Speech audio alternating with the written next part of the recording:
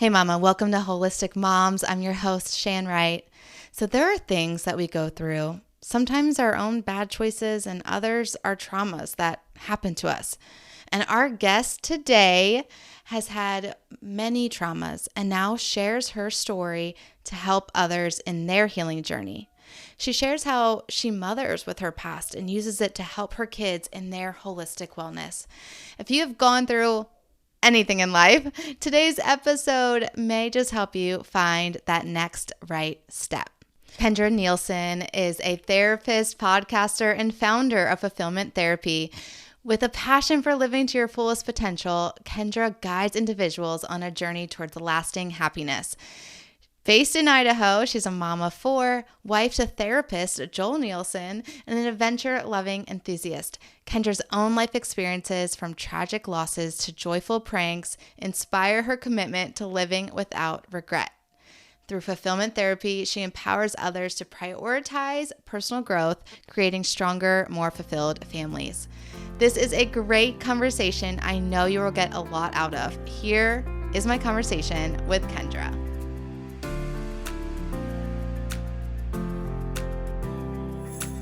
Hey Mama, are you stressed by the lack of time in the day to do all the things? Are you feeling disconnected from God, your husband, and even your kids because patience and presence seem out of reach? Do you want a healthier body, mind, spirit, and home, but overwhelmed in where to start? Hey, I'm Shan Wright, daughter of the king, wife, mom to four, RN, wellness coach, and I know very well what it feels like to want to live well, but about to lose it with my very blessed full life. After realizing I can't pour from an empty cup, I tracked my way to whole body wellness and so much peace. If you are ready to cancel the stressed out life, learn tactical, intentional strategies as a mom wearing many hats, find more peace, confidence, and joy raising kingdom kids, then listen in. Come on, Mama, together we got this. Really, God's got this. So go heat up that coffee again and turn your listening ears on. Let's chat. Okay, welcome to Holistic Moms. I have a special guest today with me. So I have my friend Kendra. And Kendra, can you just say hello? And I'm so glad for you to be here today. Can you just welcome and just give a little bit about your family and where you come from? Sure, of course. So as Shan said, I'm Kendra Nielson. I am, originally from Wisconsin, but I am now living in Idaho. I have 4+ kids. It's always funny when I say that. I have foreign exchange students, so there's like rotating fifth child. So right now I have 5 children, and I'm also married. So I'm a therapist, and I'm married to a therapist. So we are very immersed in mental health in our home. So that's been fun for my kids, of course. And I have currently, which is really weird for me to say out loud, I have currently 3 teenagers here with our exchange student. My oldest son just became a teenager, and then I have a 10-year-old and an 8-year-old. And then my child that's oldest is going to be 17 pretty soon. So I feel like I'm in this later stage where I'm starting to have older kids when in my mind I still have just a bunch of tiny kids. So that's kind of fun. I feel like that's going to be me once I'm there. My oldest is going to be 11 next week. And I'm like, wow, we've passed the double digits now. We're definitely tween stage. Oh And yeah. I feel like in a second it's going to be teen and I'm going to still feel like they're infants. Oh, it's a real thing. And then especially when you start to realize how many summers they have left with you before they graduate, then it really puts it in perspective. Like even just with an 11-year-old, like that's really not that many summers. Yeah. Yeah. When you look at it like that. Mm-hmm. Although being a stay-at-home mom, I don't ever think about just the summer, but Probably. it is something to think about. I feel like summer is just like a blink, like it's 2 months and it like goes so fast, but you do Mm-hmm. get that special vacations and things, I guess. Yeah. Okay. So wow, your kids growing up with two therapists as parents has got to be interesting. I would Mm-hmm. love to be a fly on the wall in your home. Yeah, I feel like there's a lot of pressure to be exceptional parents, but my kids can attest that that is not always the case, sadly. But we're learning and we apologize a lot, so that's how we compensate. But yeah. Yes, that's really great to teach them. and then exchange students, which so now they're getting like all the mental knowledge they want, and then they're getting so much cultural knowledge. Like it's probably so Right. fun. Oh, I love it. I think that I also wanted to be like an anthropologist and an archaeologist and kind of like all the things. I don't know. I'm just very, very curious. So I'm like, okay, let's learn all of this. And I also want to, a big part of podcasting is I wanted to start doing this because, well, to help more people, but also to live all over the world and to have a job where I could just hop around. So eventually I can take my kids with me. Like we went and stayed, we lived in Costa Rica for a month as our first, like, let's try it out going somewhere for a month. What Wow. do you think? And I loved it. I did not want to come back. I was, what is that word? I mean, my kids won the argument and we had to come back, sadly, but hopefully I will win in the future. We will see. I don't know. That's so fun. Wow. I definitely have those dreams out there to travel with my family, but I haven't even traveled that much. So I'm like, I need to go first before I take kids into those scenarios. Yeah. Okay, so let's talk about that a little bit as far as motherhood. Um, what, well, first off, let's go with the fact that you're a therapist. Do you talk to a lot of moms as far as being your clients and what kind of therapy are you really doing? Well, I do work. My favorite demographic is with moms, well, moms and dads, parents really, in that like mid 20 to mid 40 range. I Mhm. really enjoy working with them and helping them through things because let's be honest, it is a really challenging stage. So, wait, I'm sorry. What was your question specifically about my clients? Yeah, yeah. So you work mostly with parents. Exactly. Yeah. And I know your podcast is called Fulfillment Therapy. Is that correct? Oh yeah. Yeah, you asked So, about it specifically like what I so yeah, is that focus what on. you mostly talk about, fulfillment? Yeah, so I kind of I don't want to say fell into that. That vision kind of got more clear as I went on. That purpose, my purpose, my calling, my mission, all of that kind of solidified over time. And now it's very clear that this is really what I want to focus on. And that really happened honestly through trauma when I really understood like my why. Like Hmm. through my wounds, I really understood what it was I was most passionate about, and that is living without regret, taking advantage of this one life, Mm. and finding greater fulfillment. Like I felt like I had been stuck for so long. I don't know if you've ever heard of Maslow's hierarchy of needs. Yeah. Okay, so at the bottom of that pyramid is like those basic needs. So that's physiological needs like shelter and food and water. And then just right above that, there's safety needs. And then there's Mhm. love and belonging and even esteem. And so you're slowly moving up that pyramid. And what I found was so many of my clients were just in this survival stage, just like barely hanging on, or even social workers often I feel like just help with that very baseline, that food, Yeah. water, shelter. But I really found myself drawn to those people that really wanted to get to the top of that pyramid, which is reaching your highest potential, becoming your best self, um, really growing and striving. Like I love that part. And those are the clients that I navigate towards and that I want to work with more, if that makes Yes. That speaks my language completely. That sense. is how that's how I am. That's what I want to talk to is I want to talk to the the mom who actually wants to be intentional with her wellness. She knows that there's so much there for her. She really believes the verse that God has abundantly planned things for her and she wants to find out what they are and she wants to live in her wellness to do that. Um, and so yeah, I speak to that person a lot and yeah, I know that and I resonate with that. So you said you actually that you came to that through overcoming trauma. And Right. I like to talk a lot on my podcast about you know, walking forward in the face of fear, taking courage to overcome these things and overcome even just the daily overwhelm. So we have Mhm. trauma and then we have just the daily overwhelm, but all of it takes an amount of courage, some courage. And so you had some trauma, and what did you can you talk to what you specifically did? You can share the trauma if you want, however you Yeah. want to share it, but what did you specifically do to overcome it and now share your story in some way to help others? Right. Well, first off, I'm a therapist, so you can ask anything. Nothing's off the table. I'm very comfortable sharing my story. And there's so many elements to that.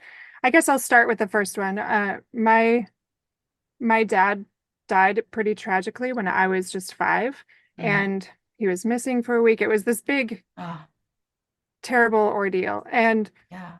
actually, it wasn't quite a week. He was missing for a while though. And I remember the police coming to our door. I remember that search. I remember all the questions in our small community. And that those first real memories in my mind were pretty tragic and traumatic, obviously. And that Oh, kind of yeah. set the stage in some ways. And so a lot of the trauma that followed afterwards, I've since learned that when people are hurting and when there has been big trauma, they really do, in some ways, become these trauma magnets. So after that, there was like abuse, different things that had happened through different avenues that I don't think would normally have happened had our family not been in major turmoil. And it's just Mm. the way that kind of felt. So there, yeah, there was sexual abuse. There's a lot of different elements that happened during that time. And I did work through those over time through therapy. And I mean, I had a very loving mother, and I did have a big family. My siblings were very supportive and loving in a lot of ways. Um, but it was hard. Yeah. My stepdad was pretty challenging. That was difficult for a while. But then also, even past that, because of that same trauma, when my dad went missing, my mom found out that she was pregnant with her seventh child. And so that all happened once we found out that he died, all those things. And just for brevity purposes, my youngest sibling, would love him, such a good person. But a few years ago, he also died young as well, because of addiction. And Mm. that was somewhat tied to how my dad died as well. So just really seeing firsthand the people that I love the most dying tragically and unexpectedly because of addiction or different things. And that really stirred in me this desire to live fully, to embrace life, to work through our problems as much as we can, because they will spread. I talk a lot about positive ripples, but there's also negative ripples. There's so many ways that it can hurt future generations if we don't work through our own things.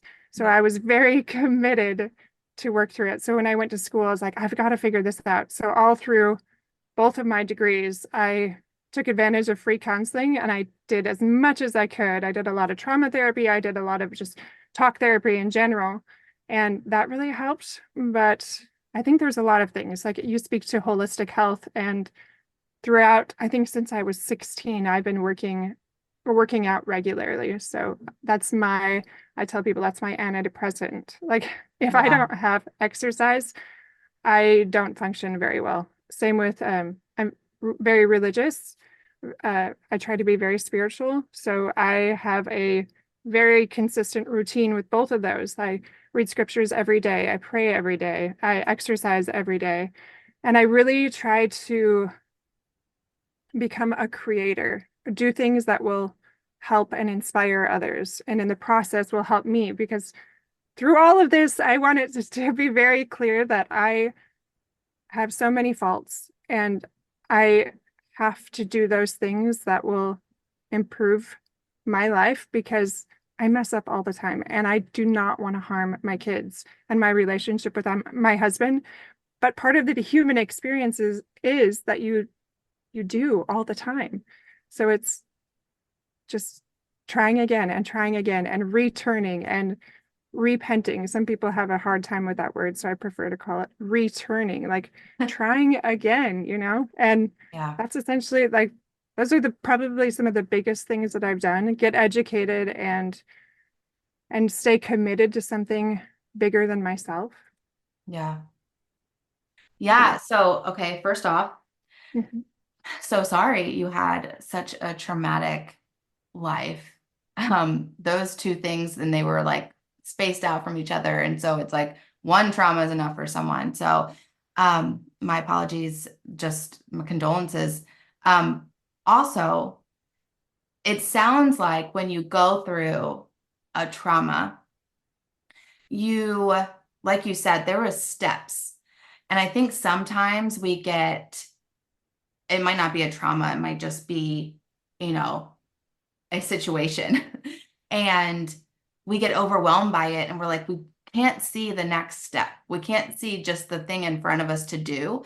And it sounds like for you, even though a trauma is very overwhelming in all the ways, you were able to, at whatever age you were, take that next step. You did therapy, that's one step. And you were in that and you healed some areas and you found inner healing. And then you went to another step and you learned these things that if I give back to others, that helps me mentally in my mental wellness. If I move my body, that helps me with my mood and my hormones and everything else that's my antidepressant. Like you've learned these things. And I just kind of wanted to just like point that out for our listeners that there is a next right step and it can be a baby step.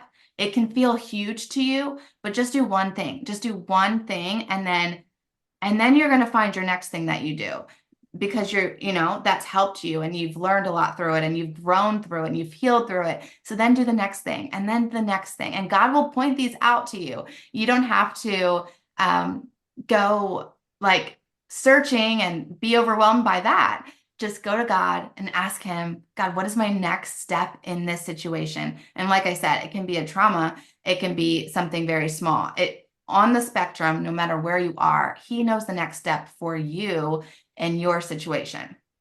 So Absolutely. That yeah, actually, it can I speak to that for a second? yes. That reminds me a lot of what I tell my podcast listeners as well about those baby steps. And I love, well, several of them. There's Atomic Habits and Tiny Habits, but James Clear wrote Yeah. Atomic Habits and he talked about that 1%. And I just Mm, love that. And I always go back to that over and over again. Like that, if you improve 1% each day, that's 27 times better at the end of the year. And that is so big, but we're talking about like micro adjustments, these mm, tiny, tiny shifts. And I picture it just like you talked about, there's that next step. I picture it as these stones that are lit up in front of me, like literally glowing. So often I don't ever see 3 or 4 or 5 steps, even though I am a planner. I have like a mission. I am focused. But even mhm, still, I have like sometimes two, but I never have 10. But it's so interesting when I just take that one step and then the next step every single time. I'm like, I feel like I'm in this river and it's dark all around me, but the stones that I'm standing on are glowing. And I take that next step and I'm like, well, there's nowhere else to go. Like I can't even go back now. Like what do I do? And mhm. every single time that faith aspect, that faith principle, that next stone rises up and shines. And it's like, oh, this makes so much sense, but I never would have known had I not taken that next step on that pathway. So it is that Yeah. leaning into it that I love and I really believe in. So thanks for speaking to that. Yeah, and I love that because my word of the year is vision. Yeah. And so I've been not only tapping into whatever vision God wants to give me, but also learning just about vision and dreams and seeing and looking and seeking and that to have a visual, it helps us so much. So if you're in this spot and you're like, gosh, I don't know the next step.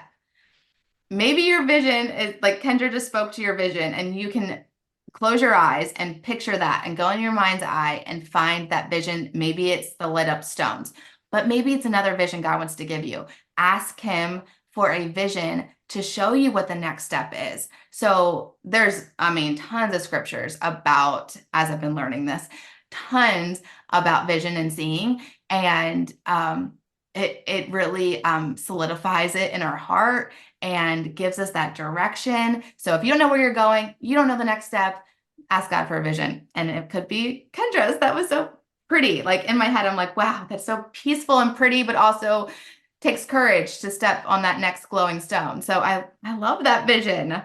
Thank you. Hey, Mama, real quick, we're going to hear a word from our sponsor. That's me. Yes. If you need help taking that next step in your holistic wellness and healing journey, then perhaps my newly launched Wellness Accountability Coaching is the next best step for you.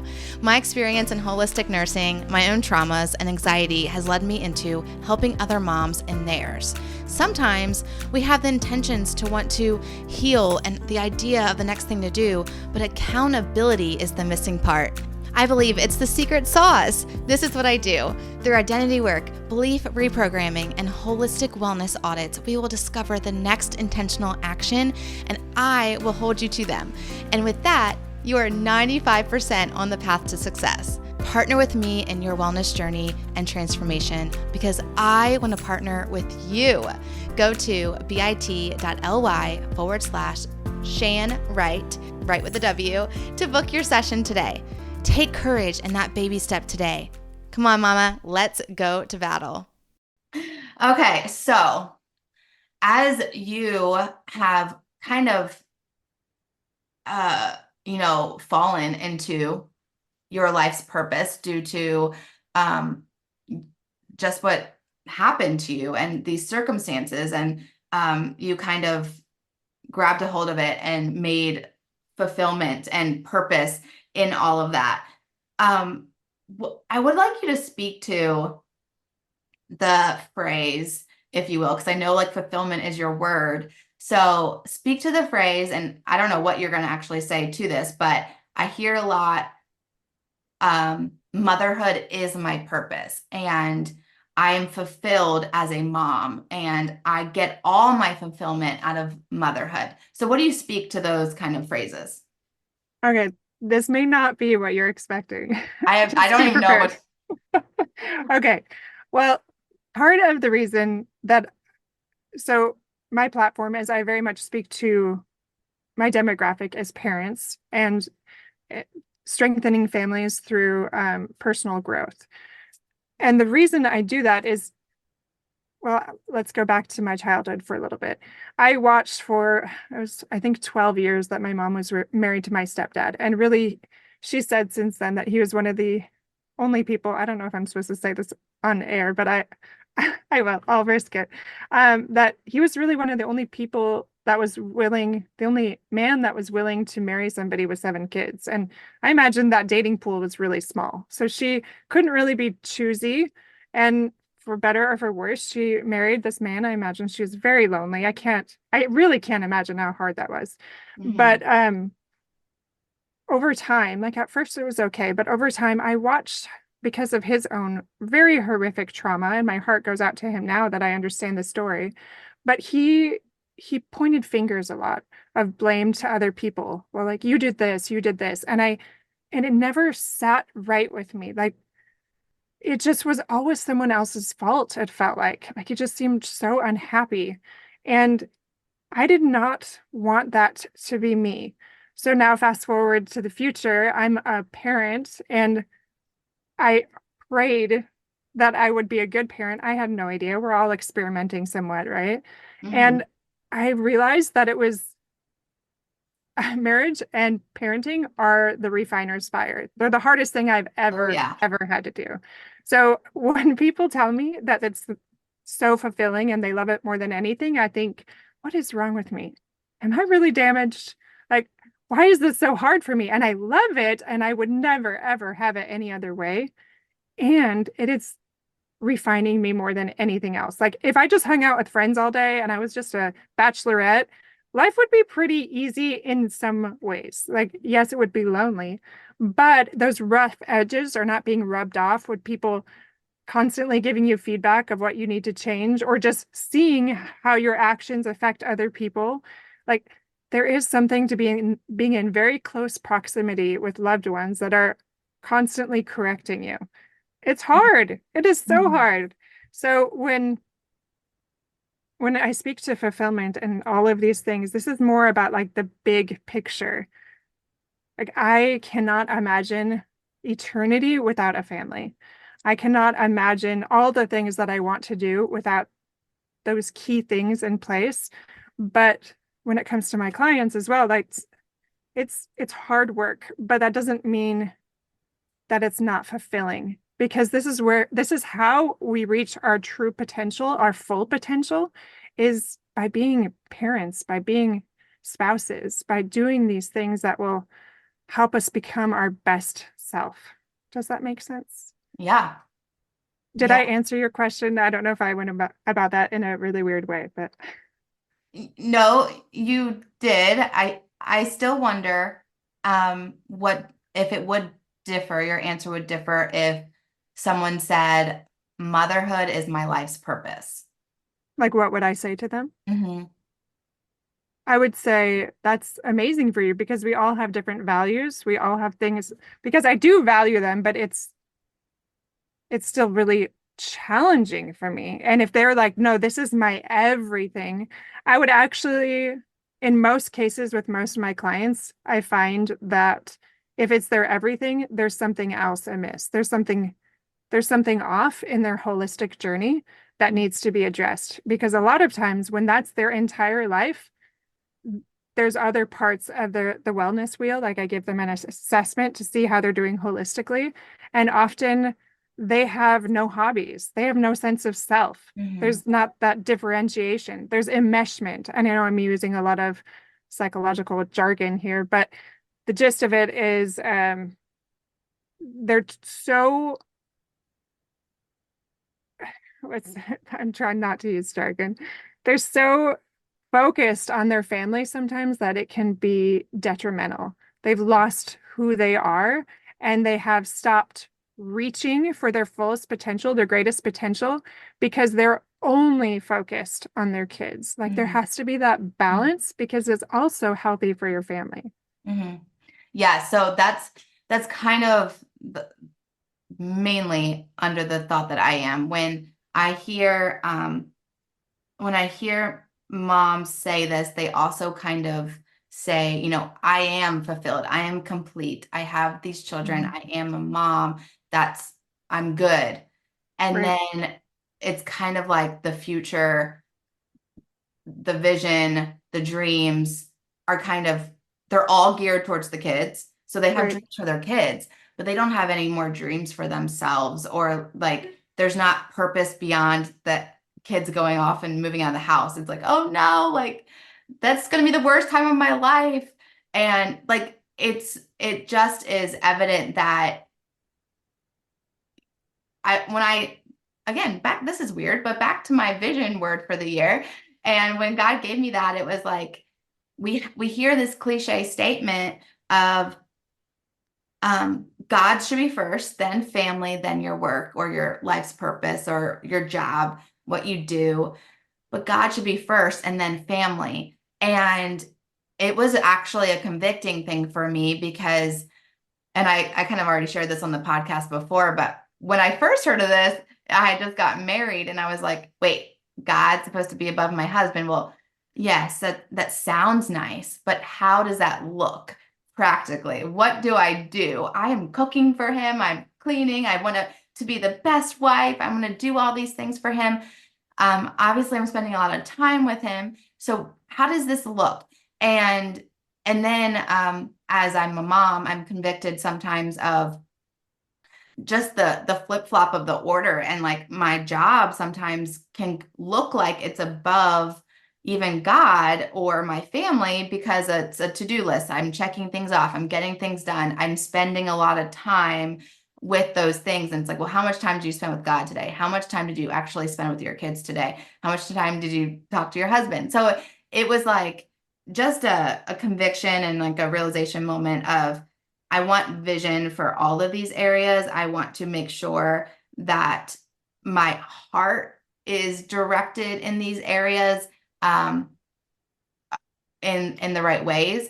And when I do that, it's when I hear motherhood is like my complete purpose and that's what I was put on this earth to do. That's what God made me to do. I always kind of have that thought like, but I think you're missing something because he has exceedingly abundantly things planned for us. So if it was motherhood, that's your role and you're playing an amazing role and you've been given these very special kids and all of that. But I think his dreams and plans are way more than we can imagine.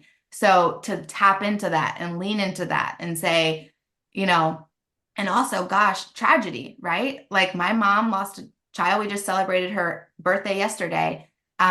She died at 42 and you lost a brother. Like what if you only had one child and you lose that child?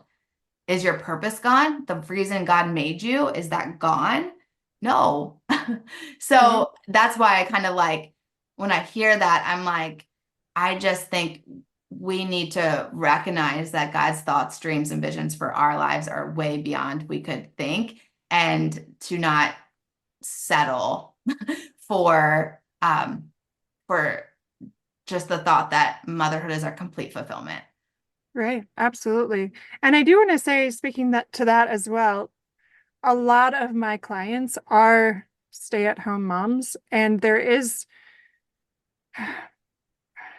so much to go into in one short episode.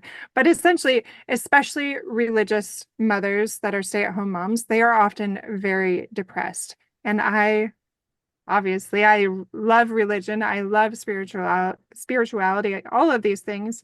And there is sometimes this aspect, this cultural aspect that's challenging. And I think it's this belief that they have to abandon themselves so much that there's this level of depression that arises. And I think let's see if I can explain this well. I don't think it's somewhat of a paradox. I don't think they negate each other. Like you have to do everything for your family, and then just your leftovers can be for your purpose, your mission, your calling beyond that. Like I think they're very much tied together a lot of Mhm. times. And I had that same fear as a young mom. So I think I did too much, like almost this level of pride, like, look at me, I'm such a good mom. I'm not going to do anything else really because I'm almost like this holier than thou attitude a little bit. And Mhm. now that I look back and now that I am working more, and it doesn't have to be a job, it can be hobbies, it can be whatever it is, like volunteer Serving, work. balance, yeah. Yeah. So any of those things. But I have found that when I work with these women, it's really hard for them, but when they discover a passion or even a hobby or something for themselves apart from their family, they become such a better mother, a Mhm. better wife, because there's something more in them. They're creating something that contributes also to that happiness in the home. And there's just so many layers I can't get into all here. But again, I don't think it has to be one or the other. I think that we can simultaneously and should be really, we're talking about our gifts here. We're letting our light shine. Actually, do you mind if I share one of my favorite quotes Please. okay, so this is by Marianne Williamson, and I'm just going to paraphrase some of it, but she said, I know you've heard it before. She said, our deepest fear is not that we are inadequate. Our deepest fear is that we are powerful beyond measure. It is our light, not our darkness that most frightens us. We ask ourselves, who am I to be brilliant, gorgeous, talented, fabulous? Actually, who are you not to be? Your playing small does not serve the world, and I'm going to insert here, or your family. Hmm. We are all meant to shine. And as we let our own light shine, we unconsciously give other people permission to do the same. As we are liberated from our own fear, our presence automatically liberates others. And so, what I tell my clients, that's the end of the quote, what I tell my clients is what you're doing right now by completely self-sacrificing and growing in depression and anxiety, is that what you would want for your children when they're grown up? And every time they say, of course not. Like, okay, well, then why is it wrong for you to explore hobbies or to find a passion or to do things outside of a 24/7 job with your family? Like, this is not serving you or your family.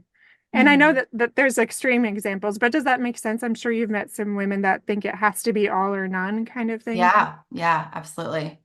Yeah, wow, I love that quote, and I have not heard that in a very long time. But what I what it made me think of is this week, um, we in a conversation we were talking about letting your light shine, Mhm. and someone said that their pastor actually was talking about that on Sunday at church and said, um, Jesus is the light, God is the light. And so we don't have our own light to shine if he is shining through us. Yeah. And how do you get that light? Well, you go close to the light, you stay close to the light, you abide in the light, you're in the light. And so I just love that, because it's like she's speaking to letting your light shine, this little light of mine, but you have to be in the light, and God Mhm. is light. So anyway, I just immediately thought of that as you brought that up. And yeah, like, gosh, he made each person a masterpiece to shine his light through.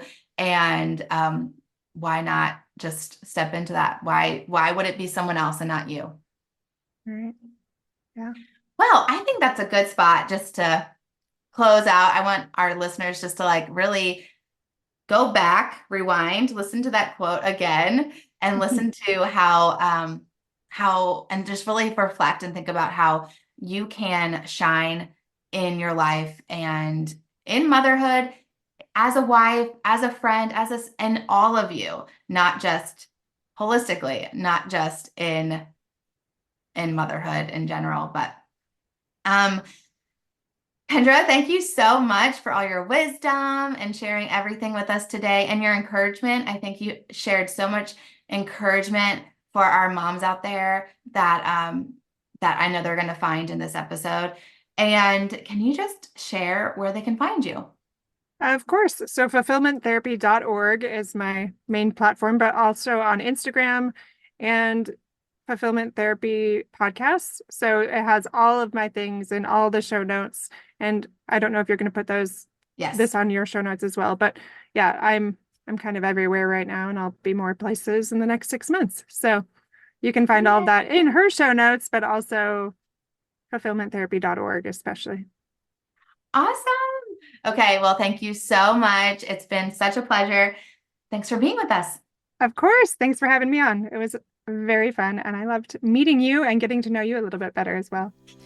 Hey, Wellness Warrior, I pray that blessed you. And if so, it would bless me big if you would write a 5-star review and subscribe on Apple Podcasts. Not only would this make me super happy, but it will allow for others to find this show too.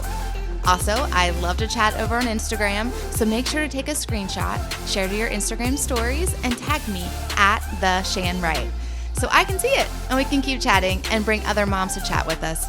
Until we get to chat again, mama friend, may the Lord's face shine upon you and give you peace.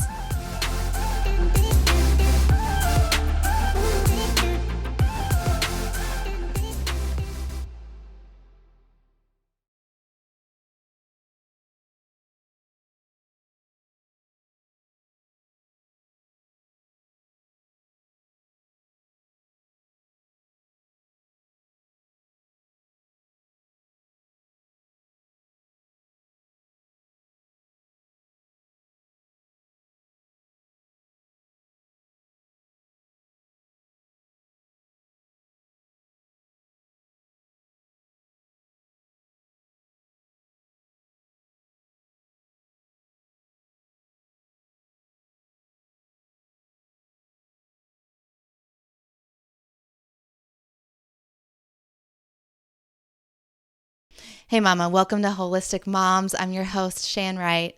So, there are things that we go through. sometimes our own bad choices and others are traumas that happen to us. And our guest today has had many traumas and now shares her story to help others in their healing journey. She shares how she mothers with her past and uses it to help her kids in their holistic wellness. If you have gone through anything in life, today's episode may just help you find that next right step. Kendra Nielson is a therapist, podcaster, and founder of Fulfillment Therapy. With a passion for living to your fullest potential, Kendra guides individuals on a journey towards lasting happiness. Based in Idaho, she's a mom of 4, wife to therapist Joel Nielson, and an adventure-loving enthusiast. Kendra's own life experiences, from tragic losses to joyful pranks, inspire her commitment to living without regret. Through Fulfillment Therapy, she empowers others to prioritize personal growth, creating stronger, more fulfilled families. This is a great conversation I know you will get a lot out of. Here is my conversation with Kendra.